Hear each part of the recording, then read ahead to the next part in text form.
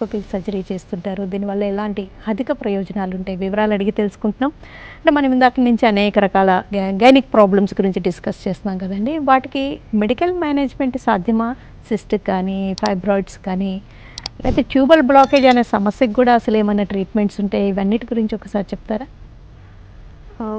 తరచూ ఈ hormonal issues ఏదైతే ఉంటాయో, అంటే ఈ ఇర్రెగ్యులర్ పీరియడ్స్ కానీ, పీరియడ్స్ హెవీగా అవ్వడం, బ్లీడింగ్, పెయిన్, వీటికి మెడికల్ మేనేజ్మెంట్ సాధ్యం అవుతుంది. ఎండోమెట్రియోసిస్ అనే కండిషన్లో కూడా చాలా మటుకు మెడికల్ మేనేజ్మెంట్ సాధ్యం అవుతుంది. మనం ఎప్పుడు సర్జరీ చేస్తాం? అది మెడిసిన్స్తో కరగని స్ట్రక్చర్ ఏదైనా ప్రాబ్లం ఉంటే దానికి సర్జరీ చేయాల్సి వస్తుంది. అంటే ఇప్పుడు fibroids, ovarian cyst, endometriotic cysts, లేకపోతే ఏదన్నా యూట్రైన్ షేప్ అబ్నార్మాలిటీస్, సెప్టమ్, ఇలాంటివి. ట్యూబల్ బ్లాకేజ్ అనేది ఒక డిజీజ్ కాదు, అది ఇంకొక ప్రాబ్లంకి కాన్సిక్వెన్స్. అంటే ఏదన్నా ఇన్ఫెక్షన్ జరిగినప్పుడు కానీ, ఎండోమెట్రియోసిస్ ఉండడం వల్ల కానీ, ప్రీవియస్ ట్యూబల్ సర్జరీ జరిగినందుకు అది బ్లాక్ అయిపోయిందనమాట. సో ఆ రూట్ కాజ్ మనం తీయలేం కదా.